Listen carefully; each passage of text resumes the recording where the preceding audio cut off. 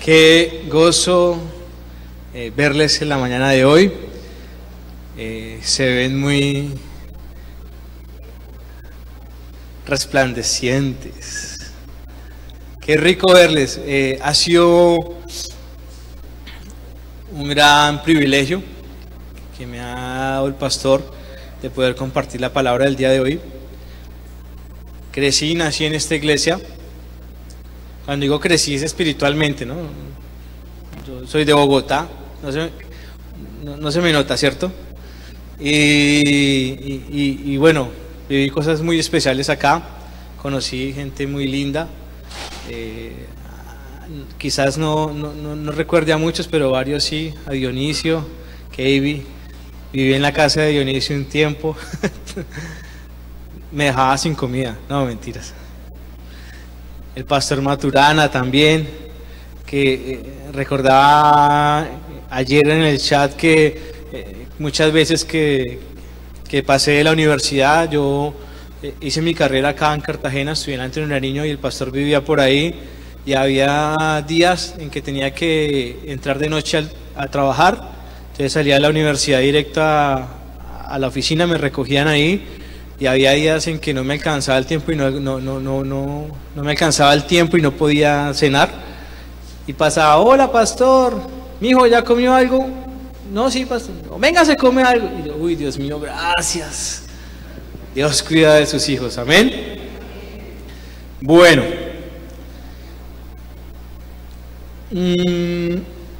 Como les comenté, para mí era un anhelo poder estar aquí compartiendo la palabra y Dios ha sido fiel. En estos días, hace como que un mes por ahí, yo le escribí al pastor Harold, le dije, Paz, ¿cuándo me va a invitar a predicar a la iglesia? Quiero predicar allá. Dijo, mi hijo, no, cuando quiera, Dios esa pareja. Yo, bueno, listo, pastor. Y hace como 15 días más o menos me programaron una visita aquí en Cartagena, en la compañía con la que trabajo. Yo dije, aquí es. Paz, ¿qué? ¿Me va a invitar? Ahí vemos, mijo. Yo, miércoles. Dije, no, pero yo tenía el deseo en mi corazón de que eso sucediera. Y lo veía como medio difícil. Y por fe, empaqué mi corbatica y mis zapatos. Dije, eso no se pierde, echémoslos. Y Dios fue bueno y me permitió hoy acompañarlos acá. Amén. Espero que les pueda bendecir con la palabra. Los hermanos de la mañana, yo no sé si Dios tenía algo diferente con ellos, pero la palabra para ellos fue diferente de la que les voy a compartir a ustedes. Y bueno, Dios hizo cosas bonitas en este primer servicio y creo que esa palabra era para ellos. Con ustedes voy a compartir una palabra que era la que inicialmente pensaba compartir. Se llama Cuando tus sueños no van como pensabas. Y todo esto nace de una frase que recibí por WhatsApp. Era una imagen que alguien me envió a un grupo en el que estaba de la familia y decía, la frase decía así: Dios, patrocinador de sueños y metas para los que confían en Él. ¿Ustedes qué piensan de esa frase? ¿Sí? Dios patrocina los sueños de los que confiamos en Él. Y uno ve esta frase y dice, Dios patrocinador de sueños y metas para los que confían en Él. Y uno se emociona y dice, amén. ¿Cierto? Sí, lo recibo. Pero eso es fácil decirlo. ¿Y qué cuando esos sueños no se alinean a lo que tú esperas? ¿Decimos amén? ¿Nos emocionamos de la misma manera? Sí, aleluya, Señor. ¿Ustedes qué piensan de esta frase? Uno podría sentir que sí, pero la verdad es difícil. Cuando todo va bien, todo es perfecto, todo es ideal, no hay problemas. Pero cuando las cosas no van como uno espera, las situaciones se complican. O si no, preguntémosle a Moisés. Moisés, saca a mi pueblo de Egipto. Señor, yo no sé hablar, saca a mi pueblo de Egipto. Y Moisés, después de un montón de pruebas, saca al pueblo y lo lleva por el desierto. ¿Y qué pasa? Se encuentra con el mar rojo. ¿Ustedes se imaginan eso? Hace caso, obedece, va en pos de lo que Dios le dice, y cuando llega, el mar rojo. Oye, Señor, pero ¿qué te pasa? O sea, te hago caso, me sacas de allá con toda esta gente que estaba bien, ¿para qué? ¿Para traerme aquí y morir ahogado o a manos de los soldados? No es fácil. O preguntémosle a José. José, el soñador, que recibe un sueño de Dios y sus hermanos le envidian por el sueño que tiene, porque las espigas se doblaban ante él y decían, pero ¿cómo así? Tú que eres el menor, entonces vas a ser mejor que nosotros. ¿Y dónde estaba? En la cárcel. En una cárcel por algo que no hizo, acusado de una cosa. O pensemos en Noé. Noé construye un arca en el desierto. ¿Y es que acaso qué? Y a veces hay cosas que no entendemos. Les aseguro, no las entendemos, pero hay un propósito detrás de todo eso. Una historia que a mí me impacta es la historia de Sansón. ¿Saben por qué? Porque Sansón fue prometido por Dios. Vino un ángel descendió y le dijo a los padres, van a tener un hijo y va a ser nazareo. Y conozco dos historias de alguien que le pasó así, a Juan el Bautista y a Sansón. Pero la historia de Sansón no caminó bien, porque Sansón se empezó a desviar a lo que había en su corazón y otras cosas, a pesar de que había un propósito en su vida. Y yo me imagino los papás de Sansón. Baja un ángel, me dice, vas a tener un hijo, este va a ser nazareo, va a salvar al pueblo de los filisteos, y este anda por allá con filisteas en vez de estar en la línea. ¿Qué se preguntaría el papá de Sansón y su mamá cuando no ven que eso que Dios les habló es una realidad? Ahí no es tan fácil creer en las promesas. No es tan fácil. Por eso yo quiero compartirles a ustedes hoy cuatro cosas que nos permiten conocer eso. ¿Cómo van esos sueños atados de la mano de Dios? ¿Sí? Porque hay sueños que seguramente no se cumplen o no se han cumplido. Y ahí pueden pasar dos cosas. La primera es que este sueño no esté alineado con el sueño de Dios, con la voluntad de Dios, y que eso que usted sueña no es lo que Dios quiere para su vida. O la segunda es que ese sueño efectivamente sea lo que Dios quiere, pero no ha pasado todavía. ¿Y cómo resolver este dilema? Y ahí entra el primer punto. El primer punto es, esté seguro que es la voluntad de Dios. ¿Cómo es?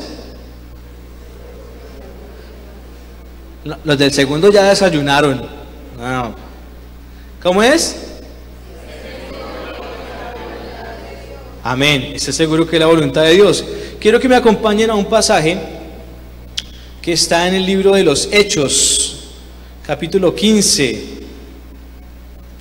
versículo 36 y 41. Cuando estén ahí, por favor, díganme amén.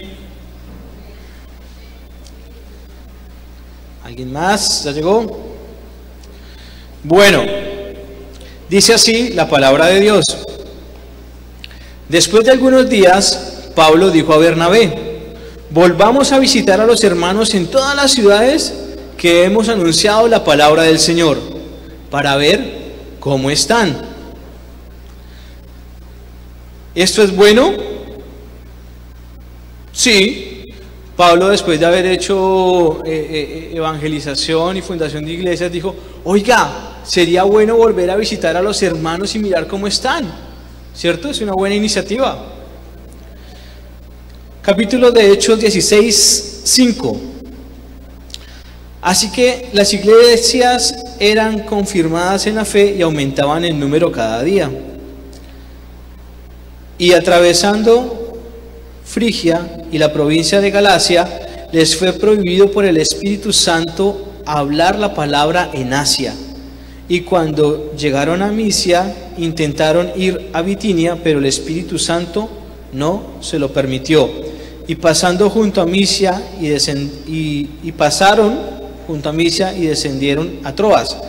Y se le mostró a Pablo una visión de noche, y un varón macedonio estaba en pie rogándole y diciéndole: pasa a Macedonia y ayúdanos. Cuando vio la visión, enseguida procuramos partir para Macedonia, dando por cierto que Dios nos llamaba para que les anunciáramos el Evangelio. ¿Qué nos dice esta historia? Pablo quería ir a Asia a predicar el Evangelio. Eso era lo que él quería hacer. Pero ¿qué sucedió?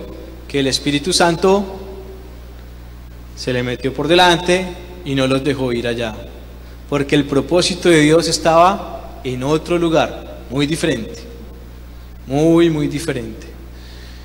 Y uno podría decir, o llega a confundir la voluntad de Dios con lo que es bueno, y no necesariamente la voluntad de Dios es lo que concebimos como bueno.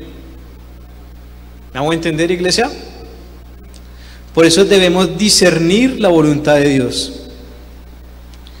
Yo aquí quiero contarles unos fragmentos de mi vida, porque cuando yo viví en Cartagena, pasé por muchas dificultades afectivas, porque toda mi familia vivía en Bogotá. Entonces, como yo venía de allá, cualquier chica que me sonreía, yo quedaba redondito ahí. Ay, me sonrió. Y era enamoradizo. Pero Dios usaba todo para todo, porque había un propósito detrás de. Yo llegué así a esta iglesia. Yo llegué así porque Wilson Romero, un compañero de trabajo que era miembro de esta iglesia, me dijo: oye, cachaco, te invito a una chiva de la iglesia, una chiva de amor y amistad. Y yo, bueno, caminé.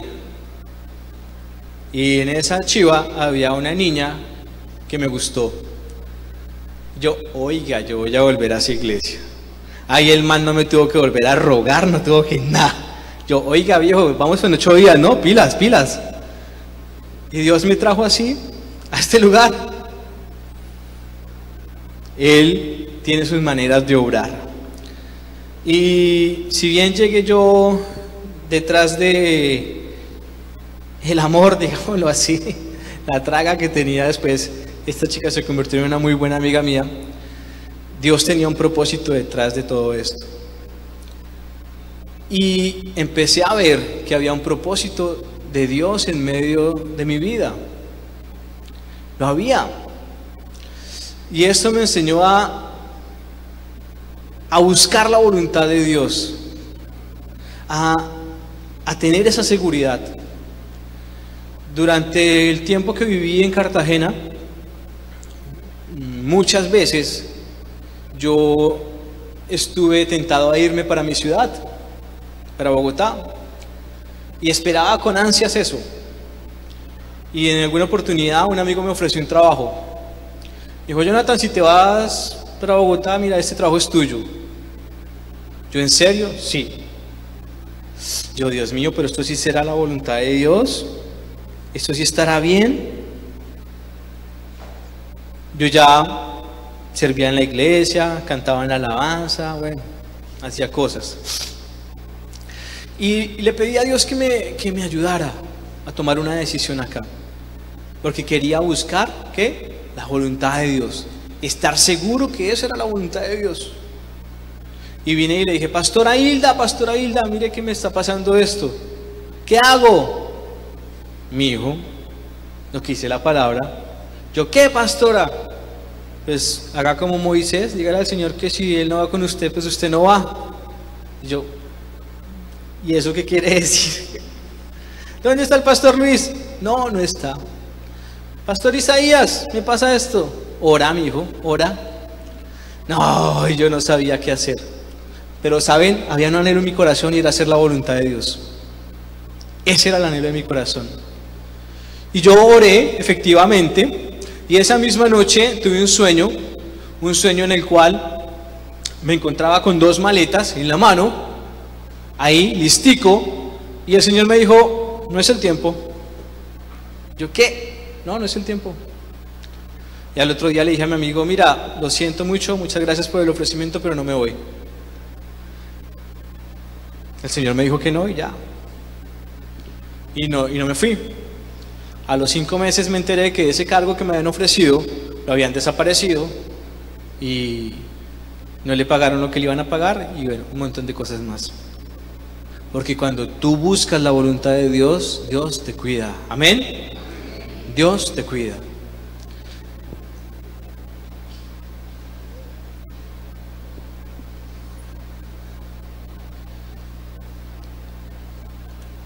Lo segundo, una vez que tú conoces la voluntad de Dios,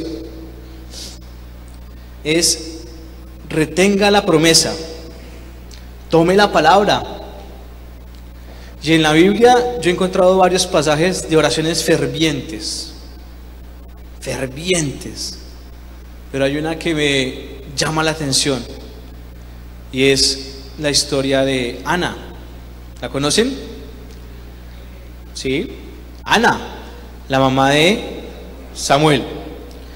Y quiero que me acompañen a el primer libro de Samuel, capítulo 1.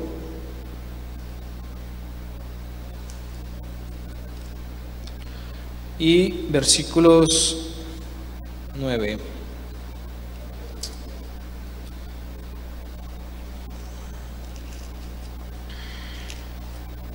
¿Ya están allí? Amén. Capítulo 1, ¿cierto? Les dije. En la mañana me confundí. Dice, y se levantó Ana, versículo 9, después que hubo comido y bebido en Silo, y mientras el sacerdote Elí estaba sentado en una silla junto a un pilar del templo de Jehová, ella con amargura de alma oró a Jehová y lloró abundantemente. E hizo voto diciendo, Jehová, Dios de los ejércitos, te dignaras mirar la aflicción de tu sierva y te acordares de mí, y no te olvidares de tu sierva, sino que dieres a tu sierva un hijo varón, yo lo dedicaré a Jehová todos los días de su vida, y no pasará navaja sobre su cabeza. El 16. No tengas a tu sierva por una mujer impía, porque por la magnitud de mis congojas y mi aflicción he hablado hasta ahora. Elí respondió y dijo, ve en paz, y el Dios de Israel te otorgue la petición que le has hecho. Y ella dijo, halle tu sierva gracia delante de tus ojos. Y se fue la mujer por su camino y comió y no estuvo más triste. Quiero llamar su atención a lo siguiente. ¿Cómo arranca el pasaje de Ana? Arranca con una mujer triste, desconsolada, llorando, con aflicción, con amargura de corazón, pidiéndole a Dios que le dé un hijo. ¿Y cómo termina un tiempo después? Versículo 16, recibiendo una promesa, ¿cierto? De Elí, que le dice, mujer, tranquila, ve en paz, Dios te va a responder. ¿Había tenido el hijo ahí? ¿Ya lo había tenido? ¿Lo había concebido ya? No. ¿Y cómo salió ella? ¿Qué dice? ¿Qué dice el versículo? Y ella dijo: halle tu sierva gracia delante de tus ojos. Y se fue la mujer de su camino y comió, y no estuvo más triste. No estuvo más triste. Esta mujer creyó en su corazón. Lo creyó. Y eso empieza a hacer la diferencia en la vida de uno. Retener las promesas de Dios. Retenerlas. Cuando yo me fui de acá, que me salió ya así la oportunidad con la que me iba a ir, recuerdo que hubo un ayuno acá en la iglesia y yo vine, y una hermanita que era de Bogotá oró por mí y Dios me dio una palabra a través de ella. Me dijo: yo te veo como con mucha gente a tu alrededor, como dirigiendo muchas personas que van como por la calle, que están así, yo te veo en eso. Y me dijo: hay otra cosa, Dios te dice que no te preocupes más por tu esposa. ¿Y yo qué? Sí, que no te preocupes por tu esposa, que no te importa saber ni el tiempo ni el momento, que cuando llegue el tiempo Él te mostrará. Yo me quedé quietico y me llevé esa palabra. Y cuando llegué a Bogotá, yo arranqué en la empresa que llegué con un cargo muy pequeño. Y Dios fue poniendo gracia en mi vida y empecé a crecer. Y llegué a manejar el contrato de alumbrado público de Bogotá, que tenía como 800 personas.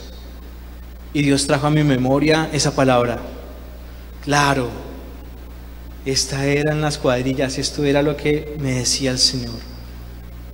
Esto era. Y cuando llegué allá, a Bogotá, entendí también por qué no era el tiempo antes, por qué no fue cuando mi amigo también, sino después. Y era porque cuando yo llegué a esa empresa, tiempo después, llegó la que actualmente es mi esposa. Todo tiene una conexión en Dios. Todo, absolutamente todo. El hecho de que ustedes estén aquí hoy, en el segundo, no en el primero, porque el primero fue distinto la palabra. Que estén aquí en el segundo es porque esto es lo que es para ustedes. Yo no sé cómo estén sus sueños, no lo sé, pero Dios sí lo sabe y quiere que sepan que Él tiene el control de todo. Y aunque algunos de ellos no vayan como ustedes parecen que va, Dios puede tomar el control y puede darle un cambio de rumbo a lo que ustedes piensan. ¿Quiénes dicen amén a eso? Amén. Conocer a mi esposa ya fue un reto, y cuando hablo de retener esa promesa es que yo empecé a interesarme mucho más por ella. Y en un momento dado tenía un conflicto. Y el conflicto era que esta chica tenía un novio y estaba comprometida. Estaba como en problemas, ¿cierto? Bien en problemas. Yo dije: Señor, esta me gusta y parece que siento que es por acá, pero ¿y aquí qué? ¿Qué voy a hacer acá? Y empecé a orar y Dios me dio una palabra. Me dijo: quédate. Fue una palabra en Hechos. Yo estaba buscando una iglesia y casualmente terminé yendo a la iglesia de ella, ¿sí? Con propósito. Llegué a su iglesia y el Señor me dio una palabra en Hechos cuando le dice a los apóstoles: quédense aquí hasta que reciban la promesa. Dije: esta es. Claro, mi promesa está acá. Mi promesa está en esta iglesia, me tengo que quedar.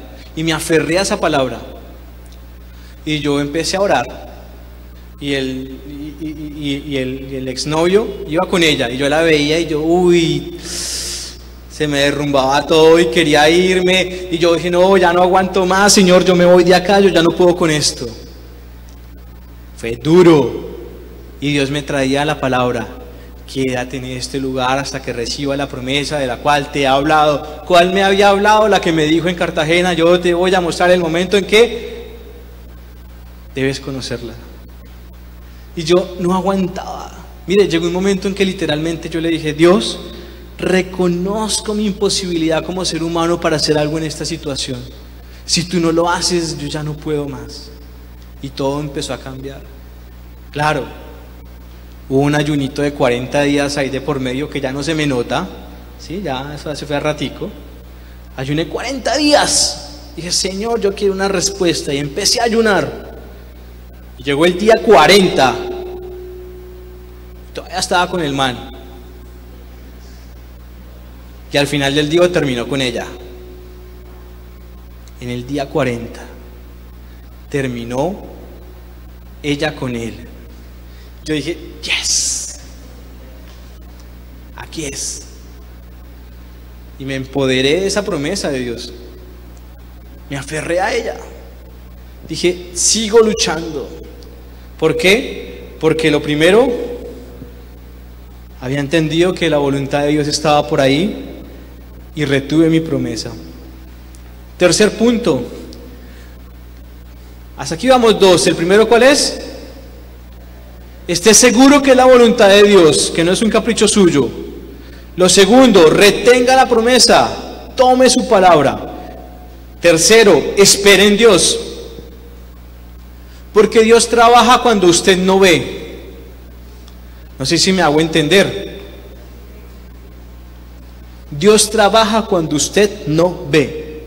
Para mí la historia más diciente de esto en la Biblia, hay dos realmente. Una es la historia, está en el libro de Esther, no sé si la recuerdan, cuando Mardoqueo se juntó con, bueno, Esther, que era sobrina de él, llegó al poder y había otro que quería matarlo porque él no se arrodillaba delante de él y mandó a preparar una horca. Y bueno, Dios la noche anterior le revela, lo desvela, y este rey empieza a leerse las crónicas y dice: oiga, este me salvó la vida una vez, ¿qué hicimos con él? No hicimos nada. Levántenlo. Y Dios le salva la vida sobrenaturalmente. Pero hay una historia que es la que me impacta y está en el libro de Génesis, con Noé. Manda Dios el diluvio, ¿cierto? Suben todos los animales, llueve en la tierra, desaparece todo lo que está en pie y el arca está ahí. Y el pobre Noé empieza ya a desesperarse, entonces empieza a mandar los pajaritos a ver si ya hay tierra firme o qué. Y llega una parte de esta historia donde dice: y Dios se acordó de Noé. Yo, ¿what? ¿A Dios se le había olvidado Noé? ¿O qué? Y Dios se acordó de Noé.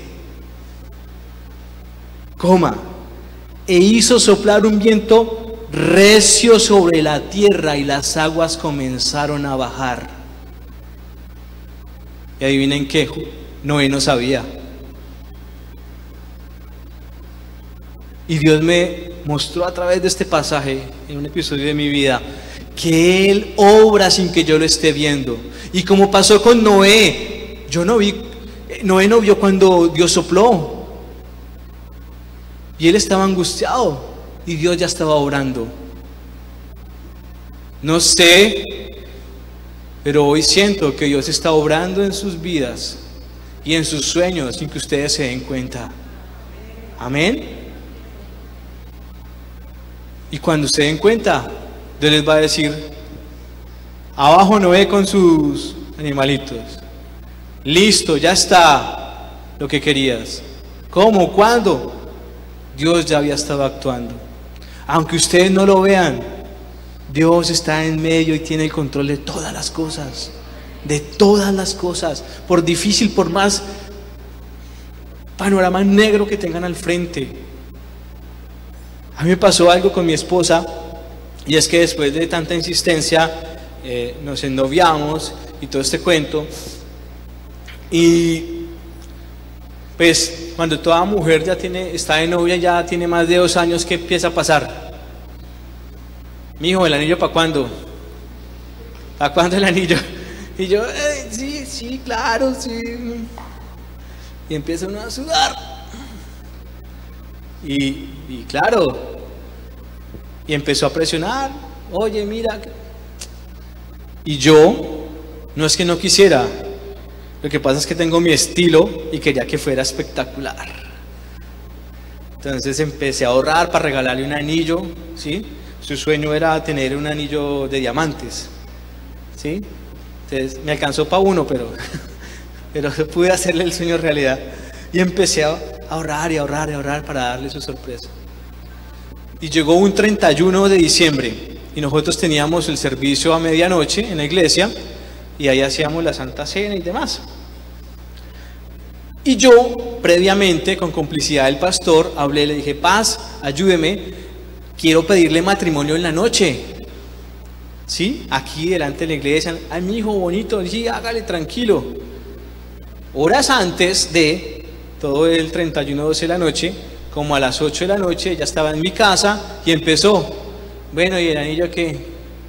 Yo, pero ya, no te estreses por eso, mira, en su tiempo, no sé qué. Yo ya tenía el anillo comprado, ya tenía todo listo.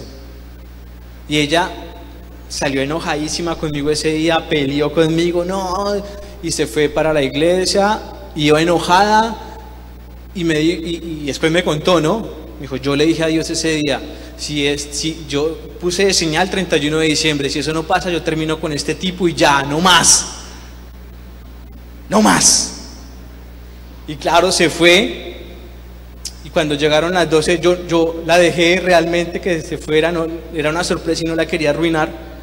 Y cuando llegaron las 12, yo saqué un ramito de flores. Y me miró así como que, sí, claro, como le dije, entonces ahí sí. Y dije: no, pastor, Cuando le saco el anillo, quedó. Claro, ese anillo no lo podía ir a comprar a las 8 de la noche para tenerlo a las 12. Y mi esposa entendió algo. Yo le decía: amor, tú estabas tan desesperada y no te dabas cuenta que Dios ya había organizado todo. Todo. Y antes de las 12 se cumplió lo que ella había pedido. Tuvo su anillo, quedó comprometida. Porque Dios actúa muchas veces cuando no lo vemos. Cuando no lo vemos. Amén.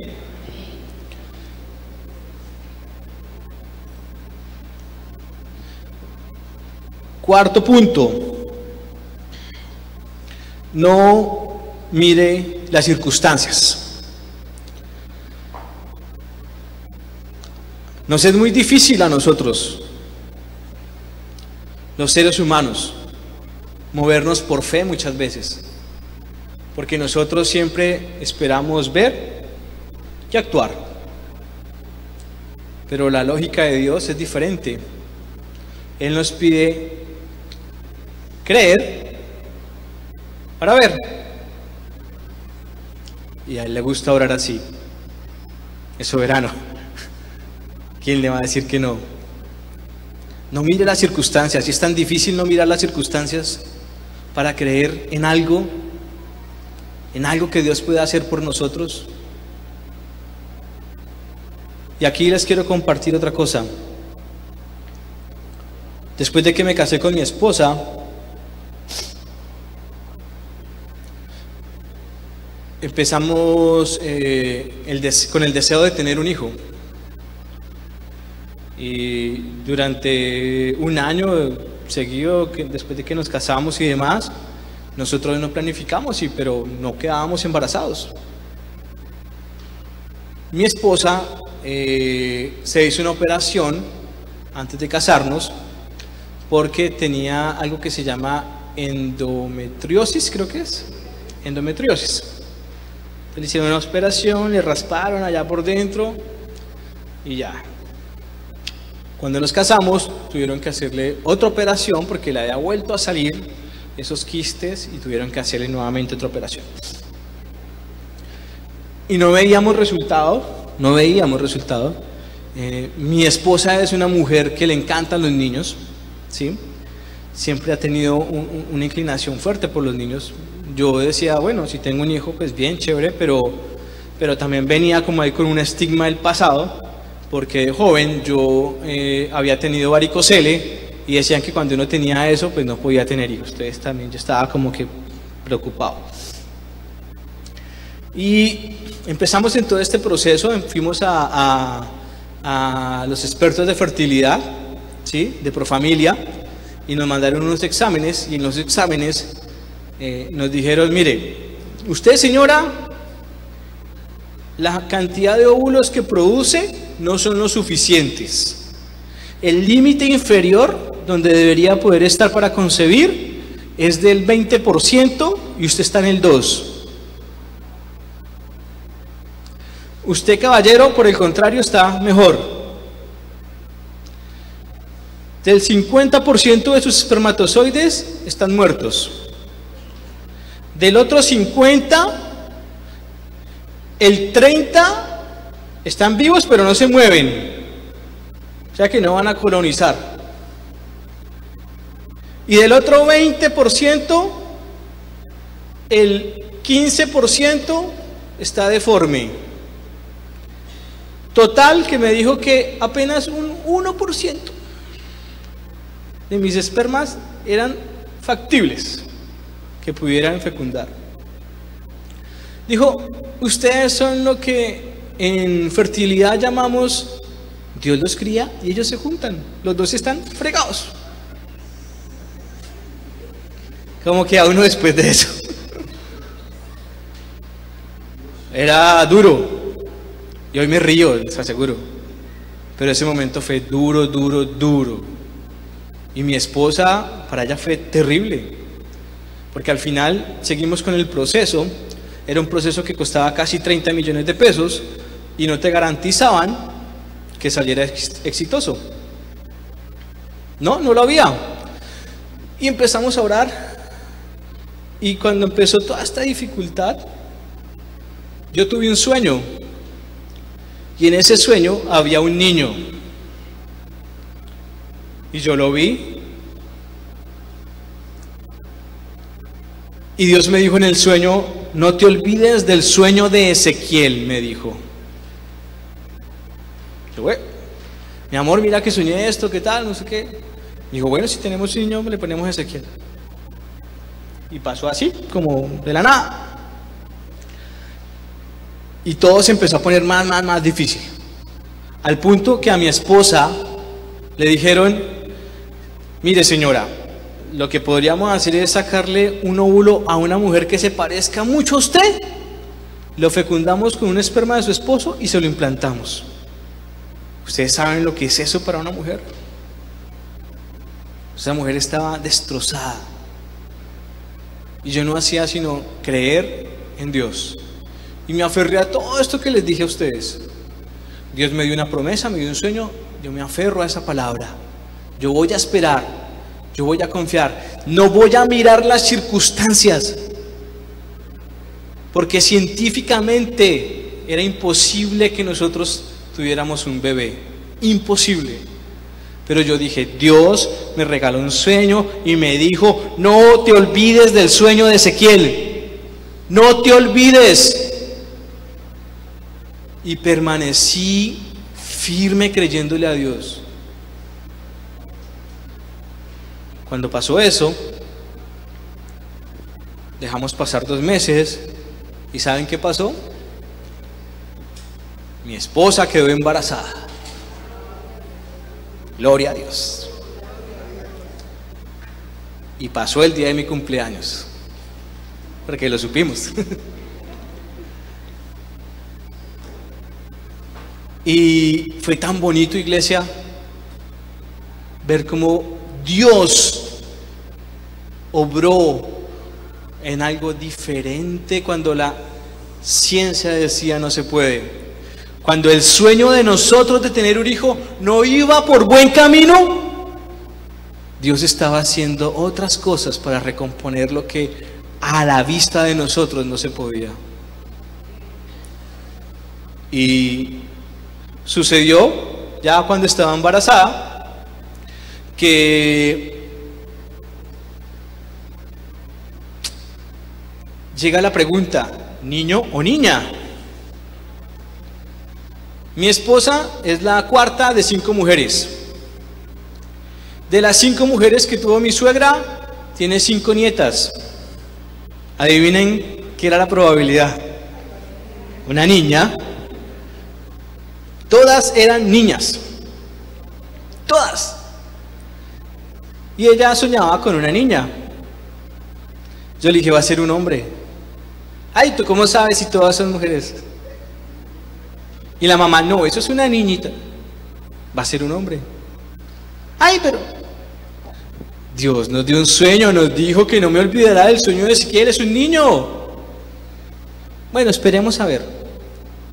Como al tercer mes, cuarto mes, creo que es, ya se sabía que era un niño. Oiga, tenía como razón, ¿sí o no? Un niño. Listo, ¿cuál es el siguiente lío ahí? ¿Cómo se va a llamar el baby? Entonces empezaron las hermanas, las sobrinas, no, que se llame Esteban, que se llame Mateo, se llama Ezequiel. Y no, pero ese nombre de abuelito, no. Se llama Ezequiel. No. Entonces mi esposa, no, mi amor, es que yo creo que te estabas equivocado. Hay que leer el libro de Ezequiel a ver qué fue lo que te quiso decir Dios. Dije, no, baby, es Ezequiel.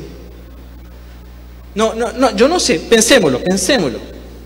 Dije, bueno, vamos a resolverlo como resolvemos las cosas tú y yo. Oremos. Y empecé yo a orar. Señor, tú me diste eso. ¿Será que mi esposa tiene razón? ¿Será que es otra cosa? ¿Es otro nombre? Y yo tenía el anhelo de mi corazón que Dios me diera el nombre de mi hijo.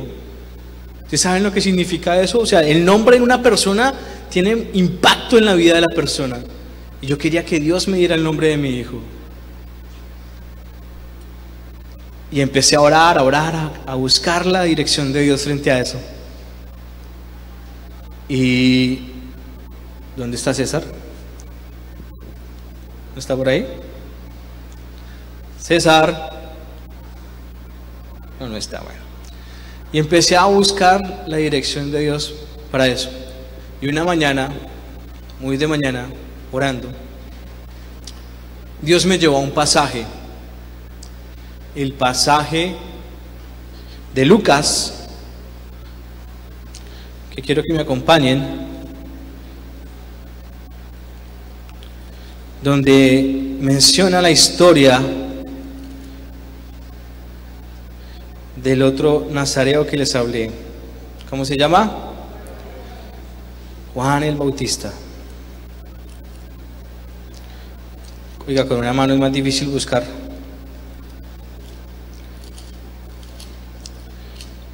Y dice la historia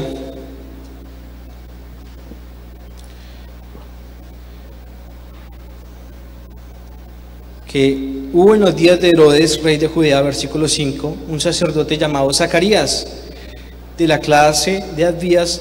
Su mujer era la hija de Aarón y se llamaba Elizabeth. Ambos eran justos delante de Dios y andaban irreprensibles en todos los mandamientos y ordenanzas del Señor, pero no tenían hijo, porque Elizabeth era estéril y ambos eran ya de edad avanzada.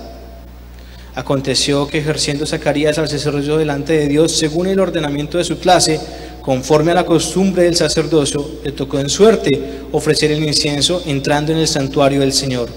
Y toda la multitud del pueblo estaba fuera orando a la hora del incienso. Y se le apareció un ángel del Señor, puesto en pie a la derecha del altar del incienso, y se turbó Zacarías al verle, y le sobrecogió temor. Pero el ángel le dijo: Zacarías, no temas, porque tu oración ha sido oída, y tu mujer Elizabeth te dará a luz un hijo y llamará su nombre Juan. El ángel viene, le dice que va a tener un hijo y le da el nombre. Ese es el pasaje que Dios me da. Y luego dice: y tendrás gozo y alegría, y muchos se regocijarán de su nacimiento, porque será grande delante de Dios, no beberá vino ni sidra, y será lleno del Espíritu Santo aún desde el vientre de su madre, y hará que muchos de los hijos de Israel se conviertan al Señor, Dios de ellos. Y en el versículo 18 dice: dijo Zacarías al ángel: ¿en qué conoceré esto? Porque yo soy viejo y mi mujer es de edad avanzada. Respondió el ángel, le dijo: yo soy Gabriel, que estoy delante de Dios y he sido enviado a hablarte y a darte esas buenas nuevas. Y ahora quedarás mudo y no podrás hablar hasta el día en que esto se haga, por cuanto no creíste en mis palabras, las cuales se cumplirán en su tiempo. Yo le dije a mi esposa: yo no me quiero quedar mudo, no, hay que creer. Y seguí leyendo el siguiente capítulo, y el siguiente capítulo habla de María. Y pasa lo mismo. Viene el ángel Gabriel y le dice: María, vas a tener un hijo. Pero ven, ¿cómo será esto? No, vendrá el Espíritu Santo sobre ti y quedarás embarazada. ¿Y qué pasó con María? María creyó. Y Dios me pone... Primer capítulo. ¿Quiénes eran los papás de Juan? Sacerdotes, oficiaban, conocían a Dios supuestamente porque oficiaban la palabra, pero este hombre no creyó, dudó, y en teoría debería haber creído más, ¿cierto? Y Dios me hablaba: tú que eres cristiano, no me vas a creer, vas a ser como Zacarías. Voy a la otra historia. María no era sacerdote. Lo que le dijo el ángel era mucho más difícil, que quedara embarazada sin que tuviera contacto con un hombre, pero ella cree. Y Dios me hizo reflexionar sobre esto. Y dije: Señor, yo voy a creerte. Y le dije a mi esposa: bueno, Dios ya me confirmó, se va a llamar Ezequiel. Y ella dijo: bueno, pues será Ezequiel. Y tan pronto pasó esto, salimos nosotros para nuestro trabajo, nos subimos al carro, salimos a la autopista norte. Para los que conocen en Bogotá, es una autopista que atraviesa la ciudad. Y tan pronto salimos a la autopista, 100 metros adelante, nos encontramos que había un árbol gigante a la orilla de la carretera con las letras o el nombre Ezequiel escrito en pintura blanca. Ese día fue tremendo. Yo decía: Dios, gracias. ¿Cuántos de nosotros podemos decir que hemos visto el nombre de nosotros escrito en un árbol? O la probabilidad de que un nombre tan poco común como Ezequiel esté escrito en un árbol. Eso solo lo puede hacer el Dios de todas las cosas. Eso solo lo puede hacer Él. Yo hoy te digo: Dios lo ha hecho conmigo, pero yo no tengo nada especial que me diferencie de ustedes. Fui comprado con la misma sangre. Fui muy pecador, pero aquí estoy. Lo único que Dios necesita, iglesia, son corazones dispuestos. Lo único que Dios necesita es que ustedes le crean. Y quizás hay sueños que ustedes tienen allí que no han ido como debieran ir, pero yo hoy solo les puedo decir: confíen en Dios, confíen en Dios. Y si Dios les ha dado palabra a ustedes de esos sueños, apéguense a su palabra, no miren las circunstancias. César, ¿me ayudas? Porque Dios es un Dios fiel, un Dios fiel. Miren, A veces uno no cae en cuenta de la magnitud de las cosas. Y cuando nosotros encontramos el nombre de nuestro hijo escrito en un árbol, nos emocionamos. Pero no podemos vivir solamente de la emoción. Tenemos que comprender más allá de todas las cosas. Y es comprender que hay un Dios interesado en nosotros. Un Dios que se interesa por los sueños de cada uno de ustedes. De cada uno de ustedes. Yo los quiero invitar en esta mañana a que se pongan sobre sus pies, por favor.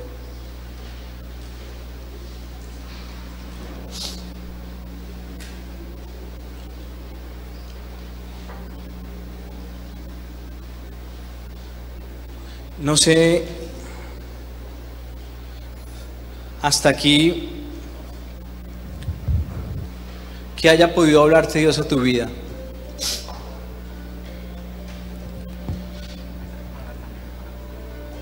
Y quiero cerrar con esto. Mucho hablamos de nuestros sueños y anhelos, pero poco hablamos de los sueños de Dios para nosotros. ¿Y saben cuál es el sueño de Dios más grande para nosotros? Se los quiero leer en Deuteronomio.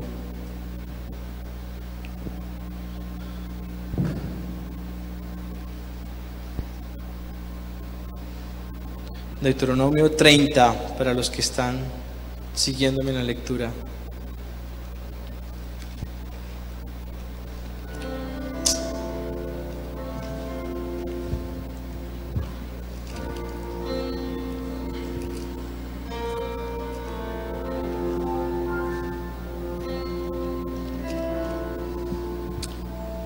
Versículo 11. Porque este mandamiento que yo te ordeno hoy no es demasiado difícil para ti.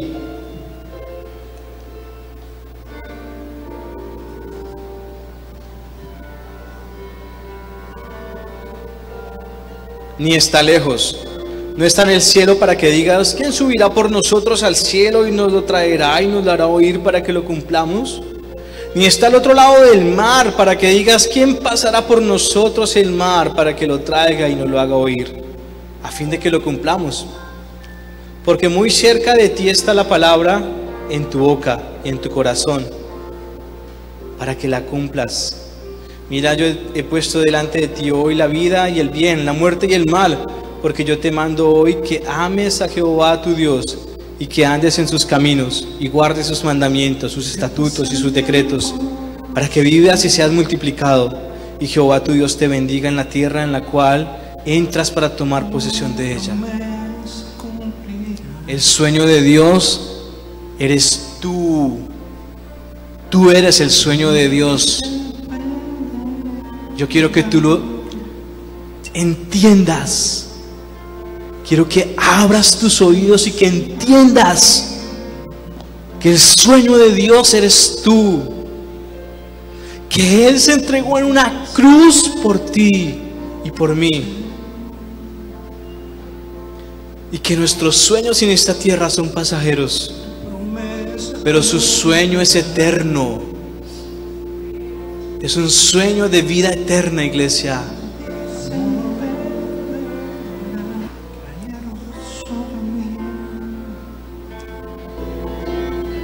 Dios lo hará, iglesia. Es tu amor que me sostiene, el que me levanta, el que me da paz, me da seguridad. Es tu amor que me sostiene.